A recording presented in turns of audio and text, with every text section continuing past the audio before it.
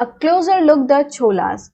तो बेसिकली जो अभी हम सेक्शंस पढ़ेंगे उनमें हम चोला डायनेस्टी के बारे में डिटेल में पढ़ेंगे कि किस तरह चोलास जो थे वो पावर में आए, किस किस तरह उन्होंने अलग अलग डेवलपमेंट्स की, उन्होंने आर्किटेक्चरल डेवलपमेंट हुए इनके टाइम में, किस तरह एग्रीकल्चरल डेवलपमेंट हुए, किस तरह जो एडमिनिस्ट्रेटिव सिस्टम था पूरा वो चलता था इनके राज में। तो ये सारी चीजों को हम डिटेल में देखेंगे, राइट। तो आप मैप में देख सकते हो कि जो चोलास वाला एरिया था, मतलब जो चोलास के अंडर एरिया था वो मेनली ये वाला था। और यहाँ तक भी इन्होंने अपना एरिया फैलाया, यहाँ तक भी इन्होंने अपना साम्राज्य फैलाया। और ये जो बाउंड्री है ये फ्लक्चुएटिंग फ्रंटियर है, मतलब कि जो बाउंड्री थी ये घटती बढ़ती रहती थी, कभी इन्होंने कोई एरिया जीत लिया, किसी एरिया पे हार पा ली। तो इस तरह मतलब ये तो ऐसे ही चलता रहता था, इनकी बाउंड्रीज जो थी वो फिक्स नहीं थी, फ्लक्चुएट होती रहती थी, राइट। बट बेसिकली ये जो एरिया था पूरा आप देख सकते हो ये वाला चोलास के अंडर का था। Now from Urayur to Thanjavur. तो how did the Cholas rise to power? ये जो छोलास थे वो पावर में कैसे आए? तो जो छोलास थे वो कोई शुरू में राजा महाराजा नहीं थे, राइट। ये एक माइनर चीफली फैमिली थी, मतलब ये एक पर्टिकुलर एरिया के जैसे चीफ होते हैं वो थे, जिन्हें की मुत्तरैयर कहा जाता था। और कावेरी जो डेल्टा था उस वहां के एरिया में ये चीफली फैमिली थी, वहां के एरिया के चीफ थी और इन्हें मुत्तरैयर कहा जाता था। अब ये जो थे ये सबऑर्डिनेट थे पल्लवा किंग्स के। तो जैसे हमने राष्ट्रकूटास का देखा था कि जो राष्ट्रकूटास थे वो सबऑर्डिनेट थे चालुक्यास के, तो सिमिलरली ये Mutharaiyars were the subordinates of Pallava kings, मतलब जो पल्लवा डायनेस्टी के जो भी राजा वगैरह थे तो उनके सबऑर्डिनेट्स थे, ठीक है। तो एक राजा थे विजयालय, तो ये एंशियंट चीफली फैमिली जो थी छोलास की, उरायूर में रहते थे ये लोग, मतलब कि छोलास की एंशियंट फैमिली से विजयालय बिलोंग करते थे, ठीक है। मतलब ये सबऑर्डिनेट थे, राइट, उस टाइम पे, जो क्योंकि जो छोलास थे वो तो सबऑर्डिनेट थे। तो विजयालय ऐसे ही एंशियंट फैमिली जो थी छोलास की उससे बिलोंग करते थे, और इन्होंने मुत्तरैयर वाला जो एरिया है पूरा डेल्टा वाला, तो इसको अपने अंडर ले लिया था 9th सेंचुरी में, ठीक है। तो मुत्तरैयर और जो डेल्टा के आसपास वाला एरिया है उस पर विजयालय ने कब्जा कर लिया था, और उसके बाद एक टाउन बिल्ड किया जिसका नाम उन्होंने रखा थंजावुर, और उसमें एक टेम्पल भी बनाया निशुंभ सुदनी माता का, मतलब गॉडेस जो थी निशुंभ सुदनी, उनका उन्होंने एक टेम्पल भी बनवाया। अब जो सक्सेसर थे विजयालय के, सक्सेसर्स मतलब कि जो विजयालय के बाद आए थे उनके बेटे या उनके भी बेटे, इस तरह करके जो सक्सेसर थे विजयालय के, उन्होंने जो नेबरिंग रीजन थे, आसपास के जो रीजन्स थे उन पे भी कब्जा कर लिया, उनको अपने अंडर ले लिया, और धीरे धीरे इनका जो किंगडम था वो बड़ा होने लग गया और पावरफुल होने लग गया। तो इन्होंने जो पांड्यन जो किंग्स वगैरह थे, जो पल्लवा डायनेस्टी के जो अंडर रीजन्स आते थे, उन पे भी इन्होंने कब्जा किया, राइट, और उन्हें अपने किंगडम का पार्ट बना लिया। अब जो राजा राजा वन थे वो चोला रूलर्स में सबसे पावरफुल रूलर माने जाते हैं। तो ये राजा बने थे 985 में, और इन्होंने मतलब काफी ज्यादा एरिया अपने अंडर कर लिया था। और इन्होंने जो एडमिनिस्ट्रेशन वाला सिस्टम है, मतलब कि जो एम्पायर में एडमिनिस्ट्रेटिव सिस्टम था उसको भी अपने तरीके से इन्होंने थोड़ा चेंज करवा लिया था। और राजा राजा का जो सन थे राजेंद्र वन, उन्होंने उनकी पॉलिसीज को कंटिन्यू रखा, मतलब जो पॉलिसीज राजा राजा वन फॉलो कर रहे थे तो उन्हीं पॉलिसीज को राजेंद्र वन ने भी कंटिन्यू किया। और उसके बाद राजेंद्र ने जो गंगा वैली है, श्रीलंका है और साउथ ईस्ट एशियन कंट्रीज हैं उन पे भी कब्जा किया, वहां तक भी अपने साम्राज्य को फैला लिया था। और इन एरियाज में एक्सपीडिशंस के लिए, मतलब जो ये मिलिट्री एक्सपीडिशंस होते हैं अलग अलग जगह में कब्जा वगैरह करना, इस सब के लिए उन्होंने नेवी भी तैयार की थी। तो इस तरह जो चोला किंग्स थे वो पावर में आए, मतलब कि ये सबऑर्डिनेट्स थे पहले पल्लवास के, फिर धीरे धीरे इन्होंने अपने अपने एरियाज पे, जैसे नहीं इंडिपेंडेंट हमने पढ़ा था एकदम शुरुआत में कि जो सबऑर्डिनेट्स थे वो कोशिश करते रहते थे कि वो अपने किंग से इंडिपेंडेंट हो जाए, वो अपना एक साम्राज्य स्थापित कर ले। तो इसी तरह जो छोलास थे उन्होंने भी अपना एक साम्राज्य स्थापित कर लिया, और धीरे धीरे उनके जो सक्सेसर्स थे उन्होंने काफी ज्यादा एरिया में वो लोग फैल गए, जीत प्राप्त करी और धीरे धीरे बहुत ज्यादा पावरफुल बन गए, राइट। तो इस तरह ये लोग पावर में आए। Splendid temples and bronze sculptures. तो इस सेक्शन में हम देखेंगे किस तरह चोला डायनेस्टी के टाइम पे जो आर्किटेक्चरल डेवलपमेंट हुआ, किस तरह जो अलग अलग आर्ट एंड क्राफ्ट्स थे वो डेवलप हुए और उन्होंने बहुत ज्यादा इंपॉर्टेंस गेन की। तो जो बड़े बड़े टेम्पल्स थे थंजावुर एंड गंगाईकोंडा चोलापुरम के, जो कि राजा राजा और राजेंद्र ने बनवाए थे, तो वो एक तरह से बहुत ही सुंदर नमूना है आर्किटेक्चर का, कि बहुत ही अच्छे तरीके से किस तरह उस टाइम पे आर्किटेक्चरल सिस्टम था। अब जो छोला टेम्पल्स थे वो ज्यादातर मतलब न्यूक्लियाई बन जाते थे सेटलमेंट के। अब क्या होता है कि आप देखोगे कि आप भी कभी मंदिर वगैरह में गए होंगे तो वहां पे बहुत सारे लोग जो है अपनी अपनी शॉप्स लगा लेते हैं। क्यों? क्योंकि जब भी हम यहाँ पे जाते हैं, मंदिर वगैरह जाते हैं, तो बहुत सारी चीजों की जरूरत होती है। पूरी पूजा की थाली की जरूरत होती है, माला की जरूरत होती है ना, धूप अगरबत्ती ये सब चीजें, प्रसाद देना होता है।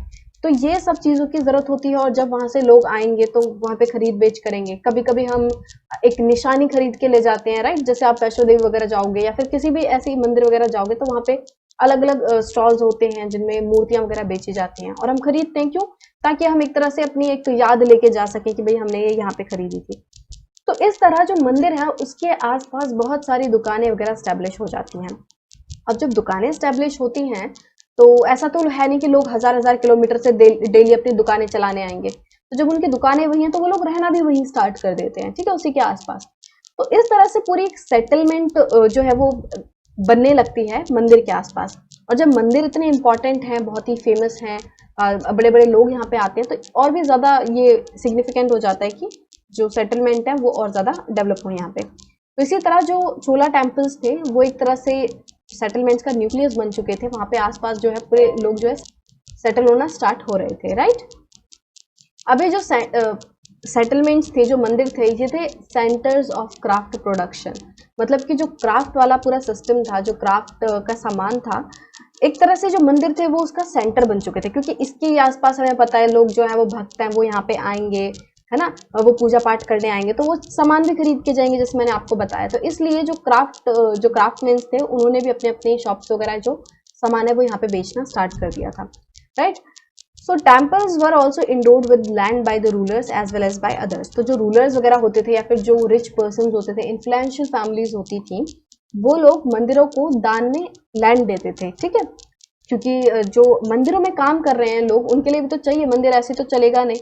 तो मंदिर को चलाने के लिए भी पैसा चाहिए। वो कैसे आएगा? लैंड वगैरह से वो लोग अपना पैसा इकट्ठा कर लेंगे ताकि मंदिर चल पाए। सो इस लैंड से जो भी प्रोड्यूस वगैरह होता था, तो उस प्रोड्यूस से वो लोग जो भी स्पेशलिस्ट हैं, जो भी मंदिर में काम कर रहे हैं, प्रीस्ट हो गए, garland makers, cook, sweepers, musician, dancer, तो इन सबको मेंटेन करने के लिए, इन सबका पेट भरने के लिए या इन सब चीजों को मेंटेन करने के लिए जो भी प्रोड्यूस होता था इन लैंड से, उसको यूज किया जाता था, ठीक है? मतलब मंदिर को चलाने के लिए इन लैंड से जो भी फसल वगैरह होती थी उसको यूज किया जाता था, उसको बेचा जाता था ताकि पैसे वगैरह मिल जाए, ठीक है? तो हमने देखा कि मंदिर में कितने सारे काम होते हैं। प्रीस्ट होते थे, garland maker, कुक्स, sweepers, musicians, dancers. तो एक तरह से जो टेम्पल्स थे वो सिर्फ और सिर्फ वर्शिप का ही प्लेस नहीं थे, सिर्फ पूजा पाठ करने की जगह नहीं थी, बल्कि पूरा हब था एक इकोनॉमिक, सोशल, कल्चरल लाइफ का, ठीक है? तो जैसे कि हमने देखा कि यहाँ पे अलग अलग लोगों की दुकानें चल रही हैं, घर चल रहे हैं उनके उन दुकानों से। सोशल एंड कल्चरल लाइफ, किस तरह के लोग आके यहाँ पे पूजा कर रहे हैं, इंटरेक्ट हो रहे हैं, ठीक है? और यहाँ पे डांस वगैरह हो रहा है, म्यूजिशियन, डांसर्स, ठीक है? तो इन सब चीजों की वजह से हम कहेंगे कि ये जो पूरा टेम्पल के आसपास जो सेटलमेंट थी, जो टेम्पल्स थे, वो सिर्फ और सिर्फ पूजा पाठ करने का एक सेंटर नहीं रह गए थे, जबकि ये पूरा economic, social and cultural life का एक हब बन चुके थे, केंद्र बन चुके थे, ठीक है? Amongst the crafts associated with the temples, जो एक सबसे इंपॉर्टेंट क्राफ्ट उभर के आया वो था कि ब्रोंज इमेजेस। ये बहुत ही ज्यादा डिस्टिंक्टिव आर्ट था, और Chola bronze images are considered among the finest in the world. कि जो छोला परेड में ये जो ब्रोंज इमेजेस बनी है, you can see in this picture कि कितने सुंदर से ये जो पिक्चर बनी हुई है, कितने सुंदर से एक एक डिटेल इसमें दी हुई है। तो ये जो छोला की जो ब्रोंज इमेज थी, छोला परेड में जो ब्रोंज इमेजेस बनाई जाती थी, ये पूरे वर्ल्ड की फाइनेस्ट इमेजेस में से, फाइनेस्ट स्कल्पचर्स में से एक है, ठीक है? Whiles most images were of deities, but कभी कभी क्या होता था कि डिवोटीज जो हैं उनकी इमेजेस भी बना दी जाती थी। मतलब कि ज्यादातर जो मूर्तियां बनती थी वो होती थी डेटीज की, मतलब देवी देवताओं की ज्यादातर इमेज बनाई जाती थी, बट कभी कभी भक्तों की इमेज भी बना दी जाती थी, ऐसा होता था, ठीक है? आप इस मूर्ति को देख सकते हो आप कि कितने सुंदर से बनी हुई है अपनी बुक में, और फिर इस मंदिर को देख सकते हो कि किस तरह इसमें पत्थर से स्टोन कार्विंग की हुई है, किस तरह इसका शिखर इतने सुंदर से बनाया हुआ है। तो आप देख सकते हो, और जब भी आप घूमने जाओ तो इन सब चीजों को नोटिस जरूर करना। और जब आप कभी गंगईकोंडा चोलापुरम जाओगे, ये उसका टेम्पल है, तो अगर कभी आप जाओगे तो जरूर याद करना कि ये किसने बनवाया था, राजा राजेंद्र ने बनवाया था, ठीक है? तो इन सब चीजों को रिलेट करना जो भी आपने पढ़ा है उससे, राइट? तो चोला परेड की ये जो ब्रोंज इमेजेस थी ये बहुत ज़्यादा फेमस थी और इस तरह से आर्किटेक्चरल डेवलपमेंट काफ़ी ज़्यादा हुआ, ठीक है, चोला परेड में। तो अब नेक्स्ट सेक्शन में हम एग्रीकल्चरल एंड इरिगेशन के बारे में पढ़ेंगे कि एग्रीकल्चरल एरिया में किस तरह डेवलपमेंट हुई चोला परेड के टाइम। एग्रीकल्चर एंड इरिगेशन, तो जो एग्रीकल्चर में डेवलपमेंट हुई थी चोला परेड में, तो इसके कारण जो चोला रूलर्स थे वो बहुत सारी अचीवमेंट्स कर पाए, ठीक है। तो एग्रीकल्चर डेवलपमेंट के कारण ही बहुत सारी ऐसी चीजें थी जो चोला रूलर्स अचीव कर पाए। तो जैसा कि आप इस मैप में देखोगे, यहाँ पे कावेरी रिवर में, तो आप देखोगे कि यहाँ पे बहुत सारी डिस्ट्रीब्यूटरीज बन गई हैं। जब ये बे ऑफ बंगाल में जाके मिलेगी तो इसका जो भी पूरा डेल्टा बनेगा, तो आप देखोगे यहाँ पे इस तरह से पूरी डिस्ट्रीब्यूटरीज निकल के आ रही हैं और पूरा डेल्टा बन रहा है। तो यहाँ पे हो क्या रहा है कि जब ये सारी डिस्ट्रीब्यूटरीज पूरे एरिया में फैल रही हैं, तो कभी कभी क्या होता था कि जैसे ये जो नदी है, जो ये भी नदियां निकल रही हैं, पूरी नदी कभी कभी वो ओवरफ्लो करती थी। और आपने जियोग्राफी में पढ़ा होगा, जब कोई नदी ओवरफ्लो करती है, मान लो ये नदी है, ठीक है, और इसके साइड में जहाँ पे अभी पूरी लैंड है, ठीक है, साइड साइड में इसके पूरी लैंड है, बट मान लो ये ओवरफ्लो हो गई। अब जब ये ओवरफ्लो होगी तो पानी जो है पूरा यहाँ तक फैल के आ जाएगा पूरा, मान लो, राइट। अब जब ये पानी यहाँ पे फैलेगा तो सिर्फ पानी ही नहीं आएगा, पानी जो है अपने साथ मिट्टी, रेत, मिट्टी सब लाएगा। और जब यहाँ पे पूरी एकदम रेत रेत रेत रेत हो जाएगा, मतलब मिट्टी हो जाएगी, तो वो फर्टाइल लैंड बनेगी, ठीक है। अब पानी तो वापस चला जाएगा, पानी तो जो है वो यहाँ पे आया, पहले कुछ दिन के लिए यहाँ पे रहा, ठीक है, ओवरफ्लो हुआ, और वापस से वो जब नदी का लेवल, पानी का लेवल कम होगा, तो पानी सिर्फ यहाँ पे आ जाएगा, वापस से नदी में आ जाएगा, और यहाँ पे क्या, सिर्फ और सिर्फ मिट्टी रह जाएगी, और वो मिट्टी क्या होगी, फर्टाइल लैंड, ठीक है। तो ये जो पानी है, ये जो पूरा एरिया बनता है, इसलिए राइस की, स्पेशली राइस की कल्टीवेशन के लिए बहुत ही ज्यादा अच्छा एरिया बनता है, फेवरेबल एरिया बनता है, क्योंकि यहाँ पे पानी की कोई कमी नहीं है, फर्टाइल लैंड है, राइट। तो इस वजह से यहाँ पे कल्टीवेशन जो है बहुत अच्छी हो पाती है, राइट। तो ये वाला जो एरिया है वो एकदम बहुत ही ज्यादा प्रॉपर है एग्रीकल्चर के लिए, बहुत फेवरेबल है, और पर्टिकुलरली हम बात करें तो कल्टीवेशन ऑफ राइस के लिए बहुत ज्यादा फेवरेबल है। अब वैसे तो जो तमिलनाडु के दूसरे पार्ट्स थे वहां पे भी एग्रीकल्चरल डेवलपमेंट हो रहा था, बट लगभग 5th और 6th सेंचुरी के बाद ही जो लार्ज स्केल कल्टीवेशन है वो स्टार्ट हुआ। मतलब कि लार्ज स्केल कल्टीवेशन जो है वो बहुत ज्यादा फेमस हो गया, एक तरह से बहुत ज्यादा, एक तरह से उसने रफ्तार पकड़ ली, ज्यादा से ज्यादा लोग जो है लार्ज स्केल कल्टीवेशन कर रहे थे लगभग 5th और 6th सेंचुरी के बाद से। अब क्योंकि लार्ज स्केल कल्टीवेशन करेंगे तो उसके लिए जमीन भी चाहिए। अब जमीन कैसे आएगी, तो लोग जो है वो जंगलों को काटने लग गए। Forest had to be cleared in some regions, तो बहुत सारे रीजन्स में जंगलों को काटना पड़ गया, और कहीं कहीं पे लैंड को लेवल करना पड़ा, कहीं कहीं पे मान लो ऐसे उबड़ खाबड़ लैंड है इस तरह की, तो इसमें तो कल्टीवेशन नहीं हो पाएगी, तो इसको पूरा प्लेन करना पड़ रहा था कि इसको एकदम लेवल कर दिया, राइट। तो ये करना पड़ रहा था, तो इस तरह से लोगों को बहुत सारी चीजें करनी पड़ी ताकि वो लार्ज स्केल कल्टीवेशन कर पाए। और अगर डेल्टा वाले रीजन में बात करें तो वहाँ पे एम्बैंकमेंट्स बनानी पड़ी। एम्बैंकमेंट जैसे तट बंद होते हैं, तट बांध होते हैं कि उसमें साइड में बांध वगैरह बना दिए जाते हैं ताकि ओवरफ्लो अगर वाटर हो तो उसको प्रिवेंट किया जा सके, ठीक है। उसके बाद कैनाल्स वगैरह कंस्ट्रक्ट की गई ताकि जो खेत हैं उन तक पानी पहुंचाया जा सके। और धीरे धीरे लोगों ने क्या किया, लोग 2 क्रॉप्स, मतलब साल में 2 क्रॉप्स उगाने लग गए, क्योंकि अब ऐसा तो है नहीं कि इरिगेशन सिस्टम नहीं है, क्योंकि अब कैनाल्स वगैरह बन गई हैं, तो पानी जो है इरिगेशन अच्छे से हो पा रही थी, तो इसलिए लोग जो है वो 2 क्रॉप्स उगाते थे साल में।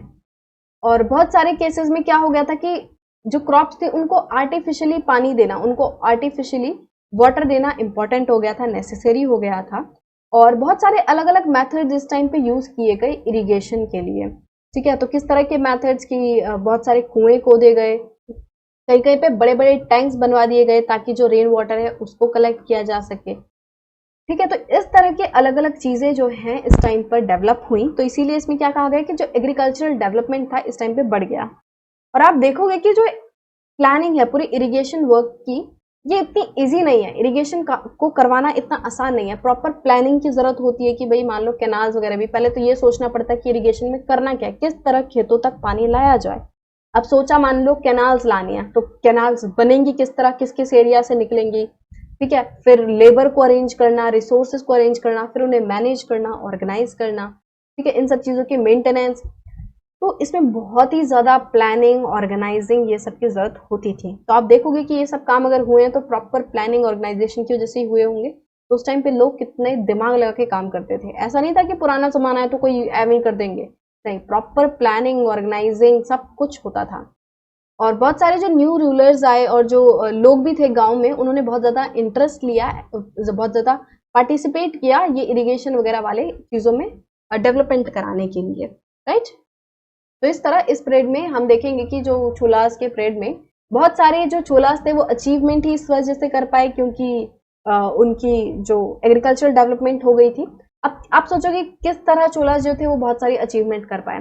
तो जैसे कि आप ऐसे सोच सकते हो कि अगर एग्रीकल्चरल डेवलपमेंट हो रही है तो उसका मतलब क्या है, कि उसका मतलब फसल अच्छी होगी, ज्यादा प्रोडक्शन होगी, ज्यादा प्रोड्यूस होगा। तो क्योंकि हमें पता है कि टैक्स लेते थे ये लोग प्रोड्यूस पे, या तो इन काइंड या तो इन कैश, जो भी है।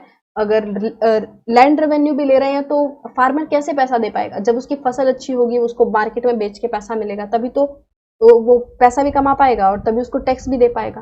तो इस तरीके से जब राजाओं को चाहे इन काइंड, मतलब कि जो प्रोड्यूस कर रहे हैं, मान लो चावल उगा रहे हैं, या तो चावल बहुत ज्यादा मिल रहे हैं या फिर पैसा मिल रहा है, लैंड रेवेन्यू अच्छे से मिल रहा है, तो जब पूरा रिसोर्स मिलेगा, जब उनको पैसा पूरा मिलेगा, तो वो काफी सारी चीजें कर पाएंगे। वो लड़ाइयां भी अच्छे से लड़ पाएंगे, वो बड़े बड़े मंदिर बनवा पाएंगे, है ना। तो बहुत सारे काम करवा पाएंगे और इस तरह और एग्रीकल्चरल डेवलपमेंट में पैसा लगवा पाएंगे। तो इस तरीके से जो चोला किंग्स थे उनकी बहुत ज्यादा हेल्प हुई एग्रीकल्चरल डेवलपमेंट के कारण, और इसलिए उन्होंने फोकस भी किया एग्रीकल्चरल डेवलपमेंट में, ताकि जो उनका साम्राज्य है वो अच्छे से चल पाए।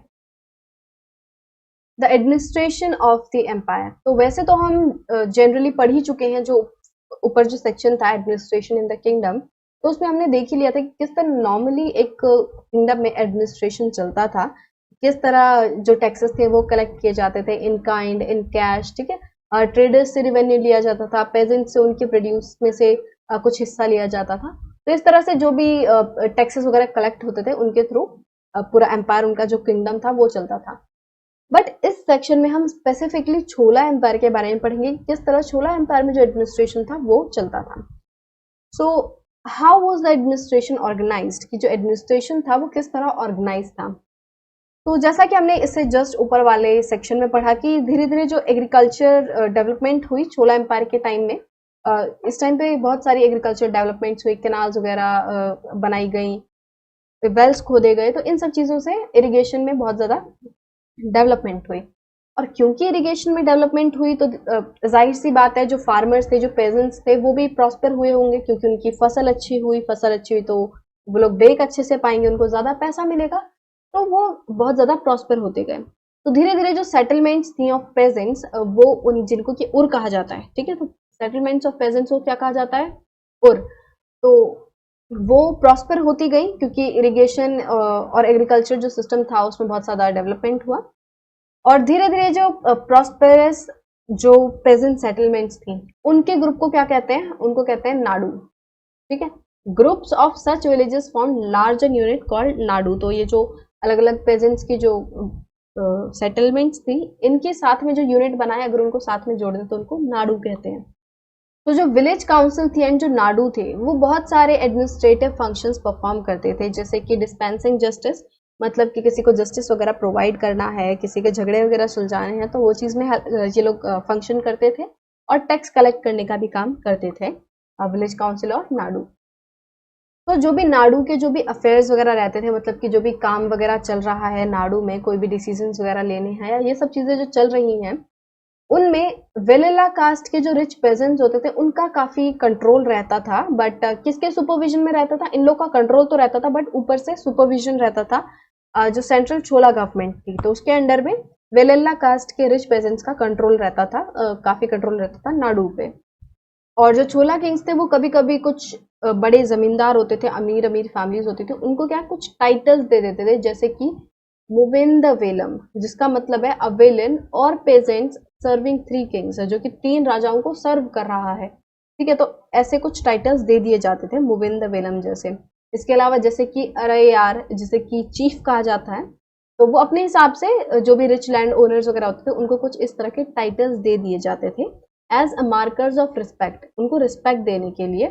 और उनको इंपॉर्टेंट ऑफिसेस सौंप दिया जाता था काम करने के लिए सेंटर एंड स्टेट लेवल पर, ठीक है। तो इस तरह से कुछ जो लैंड ओनर्स वगैरह थे, जैसे कि हमने पढ़ा कि पावर्स को डिवाइड कर दिया जाता था, कि काम को दे दिया जाता था। अब काम करने के लिए किसको देंगे? जो इन्फ्लुएंशियल है, जिसके पास पावर है, जो लोगों पे एक तरह से कंट्रोल कर सकता है। तो इसीलिए जो वेलिल्ला कास्ट के, क्योंकि वो रिच पेजेंट्स होते थे, उनका कंसिडरेबल कंट्रोल होता था नाडु के अफेयर्स में, तो इसलिए उनको पहले तो रिस्पेक्ट करने के लिए उनको कुछ मतलब as a marker of respect उनको टाइटल्स दे देते थे, और फिर उनको कुछ कुछ जैसे स्टेट एंड सेंट्रल लेवल पे कुछ ऑफिसेज होते थे, कुछ काम करने के लिए उनको दे दिया जाता था, right. Now types of land, तो कुछ छोला इंस्क्रिप्शंस मिलती हैं जिनमें कुछ अलग अलग कैटेगरीज की लैंड का जिक्र किया हुआ है, उनमें मेंशन है, राइट। तो किस किस तरह की अलग अलग कैटेगरीज ऑफ लैंड है, जैसे कि विलिन्नवगाई में क्या है कि वो लैंड है जो कि नॉन ब्राह्मण पेजेंट्स के पास है, ठीक है। ऐसी लैंड जो कि नॉन ब्राह्मण लोगों के पास है, उसमें नॉन ब्राह्मण खेती करते हैं। दूसरी है ब्रह्मदेया। ब्रह्मदेय जैसे कि आपको कुछ कुछ तो नाम से ही पता चल जाएगा, ब्रह्म कौन, जैसे ब्राह्मण होते हैं, देया मतलब कि जिसको दिया गया है, तो लैंड गिफ्टेड टू ब्राह्मण्स, ऐसी लैंड जो कि ब्राह्मण्स को गिफ्ट की गई है। शाला भोगा, शाला भोगा होती है कि वो वाली लैंड जो कि स्कूल के मेंटेनेंस के लिए दी हुई है, मतलब ऐसी लैंड जिसके थ्रू स्कूल चल पाए, राइट। मतलब कि जो भी लैंड से खेती बाड़ी होगी, उससे जो भी पैसा मिलेगा उसको स्कूल के मेंटेनेंस में लगाना है। उसके बाद देवदाना तिरुना मत्तुकन्नी, तो ये वाली जो लैंड है वो किस लिए है? लैंड गिफ्टेड टू टेम्पल्स, कि देव को दान किया है, भगवान को दान किया है, तो क्या है? Land gifted to temples. उसके अलावा दूसरी है, मतलब लास्ट है पल्लीच छंदम, ये वाली वो लैंड है जो कि जैन इंस्टीट्यूशंस को डोनेट की है। तो ये कुछ अलग अलग कैटेगरीज ऑफ लैंड थी जो कि हमें छोला इंस्क्रिप्शंस में मिलती हैं। तो जैसे कि हमने देखा कि जो ब्राह्मण्स थे उनको लैंड मिलती थी, यहाँ पे देखा ना हमने ब्रह्मदेया करके भी एक कैटेगरी थी, और तो उन लोगों को जो ब्राह्मण्स थे तो उनको भी लैंड गिफ्ट कर देते थे राजास। तो धीरे धीरे जैसे जैसे ब्राह्मण्स को भी यहाँ पे लैंड मिलने लगी छोला एम्पायर में, तो जैसे जैसे दूसरे साउदर्न इंडिया के जो दूसरे पार्ट्स थे उनमें जिस तरह ब्राह्मण्स की सेटलमेंट बढ़ती जा रही थी, इसी तरह कावेरी वैली के आसपास भी ब्राह्मण्स की जो सेटलमेंट थी वो बढ़ गई, क्योंकि छोला डायनेस्टी वाले एरिया में भी धीरे धीरे लोग जो थे, जो ब्राह्मण्स थे, वो सेटल होने लग गए वहां पे। उन लोगों को क्योंकि लैंड्स वगैरह ग्रांट मिल रही हैं, लैंड गिफ्ट मिल रही हैं, तो धीरे धीरे उनकी सेटलमेंट्स भी कावेरी वैली वाले एरिया में बढ़ गई। तो हर एक जो ब्रह्मदेया थी, मतलब कि वो लैंड जो कि ब्राह्मण्स को दान की गई है, उस वाली लैंड को कौन देखता था, उसकी देखभाल कौन करता था? It was looked after bye N assembly और सभा प्रोमिनेंट ब्राह्मण लैंड होल्डर्स। तो जो बड़े बड़े ब्राह्मण लैंड होल्डर्स थे, जो बड़े ब्राह्मण जमींदार थे, वो लोगों की एक सभा थी, एक काइंड ऑफ कमिटी थी जो कि सारे अफेयर्स को देखती थी ब्रह्मदेया से रिलेटेड, ठीक है। और जो असेंबलीज थी वो काफी इफिशियंटली काम करती थी, और इनके जो भी डिसीजंस थे वो डिटेल में इंस्क्रिप्शंस पर लिखे जाते थे। और कहाँ पे लिखे, किस तरह की इंस्क्रिप्शंस, जैसे कि जो टेम्पल्स की वॉल होती थी उन पे लिख दिया जाता था, उन पे इंस्क्राइब कर दी जाती थी सारी डिटेल्स की उन्होंने किस तरह के डिसीजंस लिए हैं। और associations of trader known as nagaramas also occasionally performed administrative functions in town. तो कभी कभी क्या होता था कि जो एसोसिएशन ऑफ ट्रेडर्स हैं, क्योंकि ये भी सिग्निफिकेंट लोग हैं, तो इन लोगों को भी कभी कभी कुछ एडमिनिस्ट्रेटिव फंक्शंस परफॉर्म करने का मौका मिल जाता था, और एसोसिएशन ऑफ ट्रेडर को क्या कहा जाता है? नागाराम्स, राइट। तो एक इंस्क्रिप्शन मिलती है उत्तरा मेरूर में, जो कि चिंगलपुट डिस्ट्रिक्ट में है तमिलनाडु के। तो इस इंस्क्रिप्शन में काफी डिटेल मिलती है सभा से रिलेटेड, कि किस तरह ये जो सभा थी वो ऑर्गेनाइज होती थी।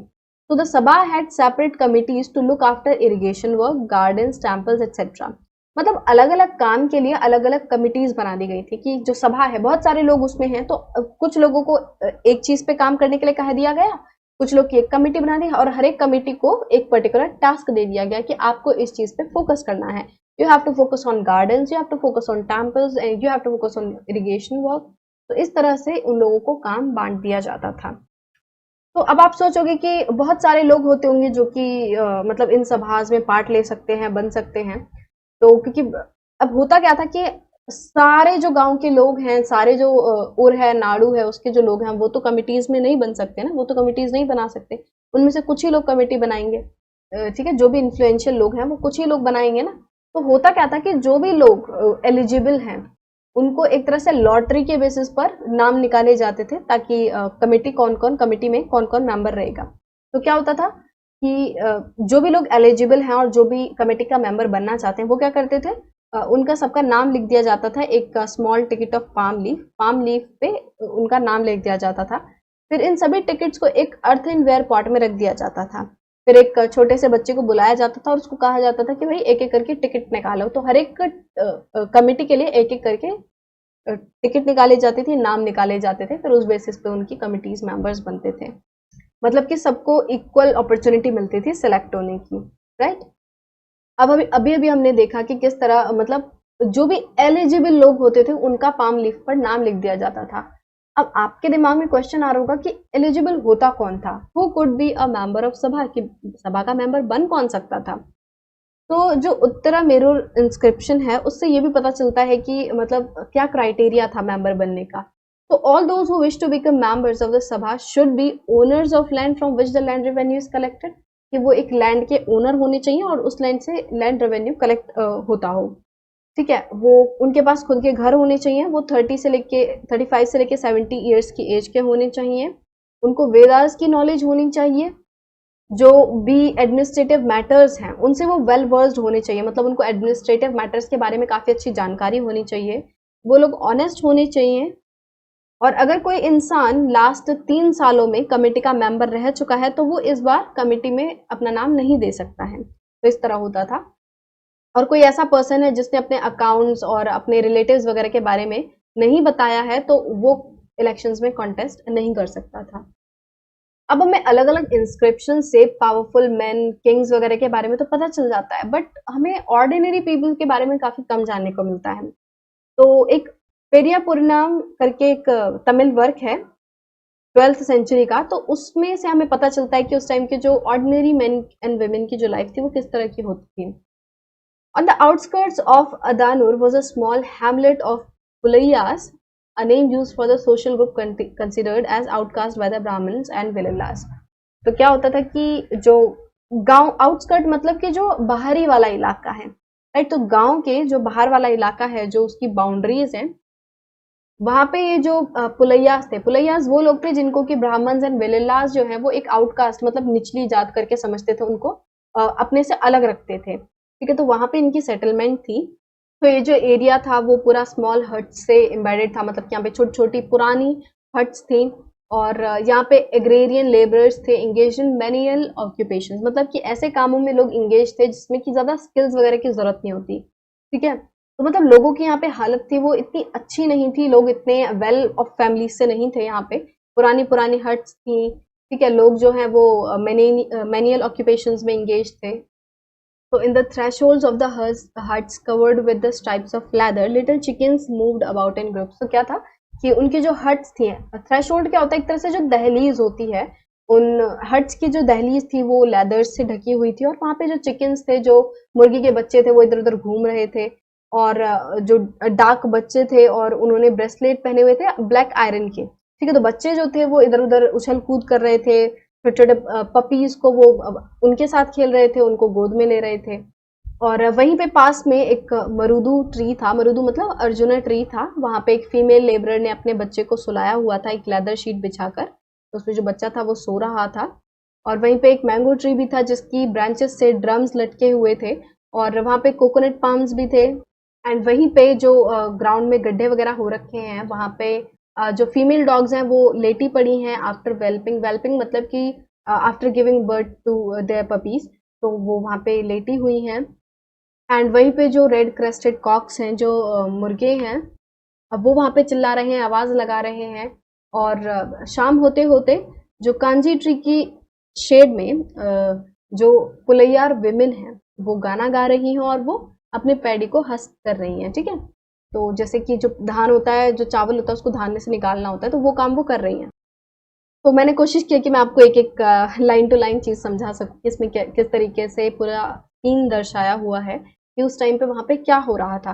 तो हमने राजा महाराजाओं की लाइफ के बारे में तो बहुत बार पढ़ा हुआ, हिस्ट्री में यूजुअली राजा महाराजा की लाइफ के बारे में पढ़ने मिलता है, इंस्क्रिप्शंस में राजा महाराजा के बारे में लिखा मिलता है, बट आम जो लोग हैं उनके बारे में इतनी जल्दी जानकारी नहीं मिलती, उनकी जानकारी जो हमें नॉर्मल कहानी वगैरह से देखने मिलती है। तो इसलिए मैंने कोशिश की कि मैं आपको पूरा डिटेल में बता दूं कि इसमें क्या लिखा है। तो एक तरह से आप नॉर्मल गांव का सीन इमेजिन कर सकते हो कि वहाँ पे हो क्या रहा था। कुछ आउटस्कर्ट पे कुछ लोगों को एकदम आउटकास्ट किया हुआ है, लोग जो है उनको जैसे नहीं अपने से अलग समझते हैं, उनको निचली जात समझते हैं, तो इसलिए उनको गांव से एकदम अलग रखा हुआ है, बाहर रखा हुआ है।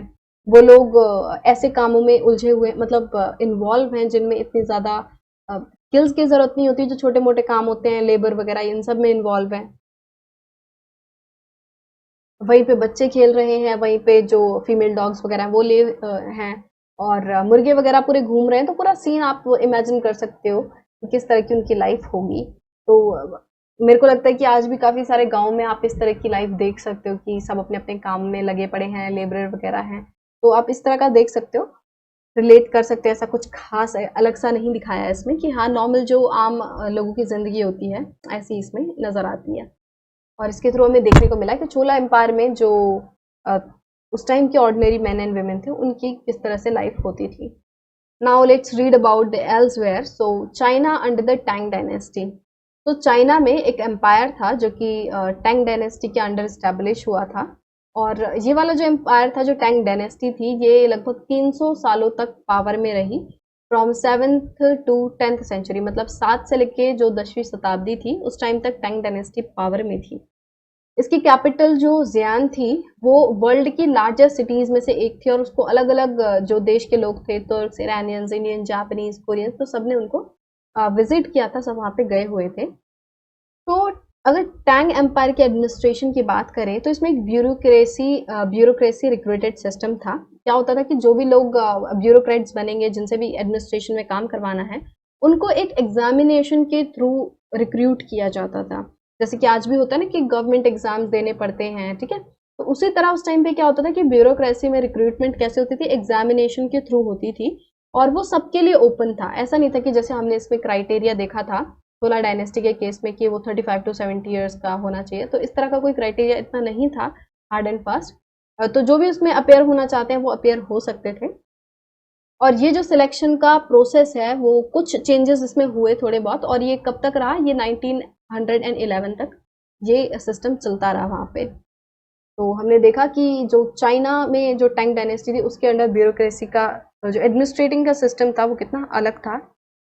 और सब जगह के अपने-अपने सिस्टम्स इवॉल्व होते हैं, जैसे कि इसमें सभा का हमने देखा कि किस तरह जो लोगों को लॉटरी के थ्रू सेलेक्ट किया जाता था, इसमें एग्जामिनेशन के थ्रू सेलेक्ट किया जाता था। तो धीरे-धीरे अपने एरिया के हिसाब से आइडियाज़, नए-नए आइडियाज़ इमर्ज होते हैं, ठीक है? तो इस तरह से चीज़ें चेंज होती हैं।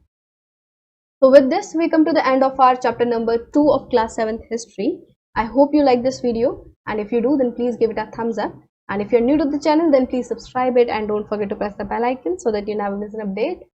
And we will meet in the next video with a new topic. Till then, keep working hard, keep studying, and take care of yourself and your family.